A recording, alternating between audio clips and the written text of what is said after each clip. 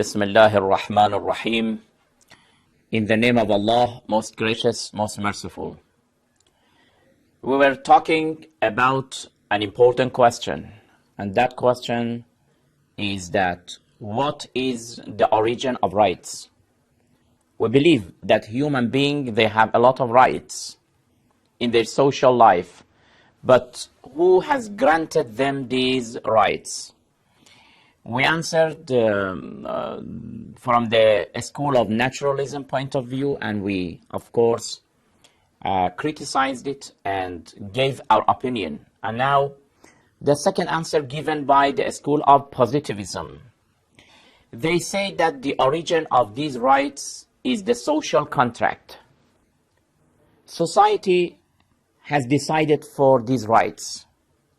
A group of the people have gathered together in a society and they have agreed upon these rights. Therefore, these rights that we are talking about, the right to life, the right of freedom, the right of security, the right to eat and drink, and many other rights, basic rights. These rights are originated from a social contract. This is the answer given by them. Here, we would like to draw your attention to a very important point. If we accept this opinion that the rights are originated from a social contract, therefore, we should agree that any society may have his own rights, because these contracts, social contracts, vary from a community to another community. In a country, maybe they have gathered and they have agreed upon specific rights. In another country, they may have agreed upon other rights.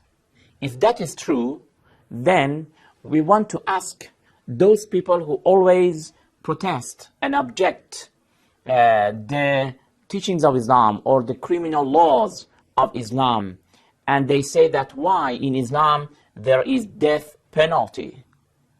It is against human rights. We want to answer that if you have already agreed that social contracts create these rights, okay, you have decided for your own society.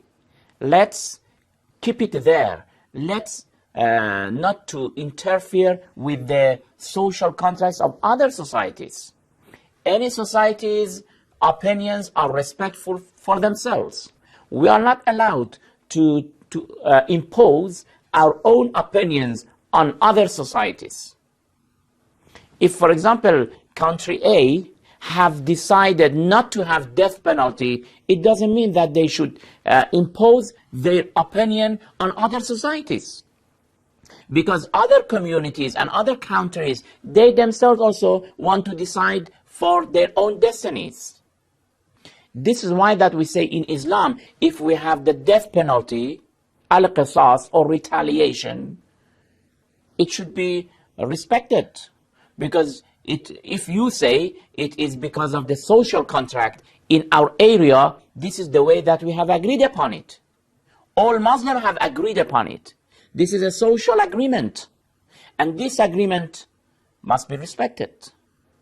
Therefore, this is why that we can't accept the objections of so-called international organizations of human rights, who mainly try to oppose the criminal law of Islam and to say that, for example, these laws are not accepted. Who will decide for that? We don't have an institute in the world to decide for all communities.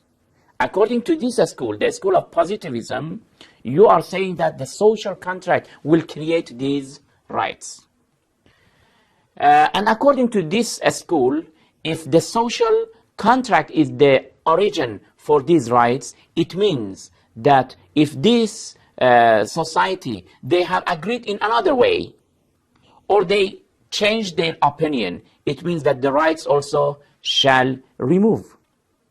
In other words, the social contract up to now, they have decided 4 or 5 rights for a man in a family. But later on, they changed their idea and they added to these rights, or they deprived the man of one of these 5 rights. It means that the rights also will change, because these rights are based on that agreement, on that contract. If that contract and that agreement changes, these rights also will change. This is the answer given by the by the school of positivism. But we want to know that, does Islam agree with these types of philosophies for these rights, for these types of justifications for the origin of these rights? Of course, the answer is negative. From the Islamic point of view, brothers and sisters, we have an ideology behind it. Without paying attention to that ideology, we can't give a good answer here. The issue of human rights is something which is based on an ideology. And the ideology, which we call it the religion is telling us that we mankind, we human beings, we are not created by ourselves. It is impossible that we are at the same time the effect and at the same time the cause. If we are the effect, al-ma'lul, al-illa, or the cause must be something else. And we don't believe in the Big Bang. We believe that mankind is created by Allah the Almighty. Allah subhanahu wa ta'ala is the creator. He has created us. And the aim of creation is perfection. He has created us to show us the right of moving forward towards the perfection. And because of that, He has laid down and He has legislated for us specific rights. And these rights are originated from Him. Therefore, from the Islamic point of view, we want to say that the originator of the human rights is Allah subhanahu wa ta'ala. The one who has granted us these rights is Allah subhanahu wa ta'ala. Do these rights have limits or not? Are they stable forever, or they are changeable or not? These are the issues that we will discuss inshallah in next program. Until then, thank you very much. Wassalamu alaikum wa rahmatullahi wa barakatuh.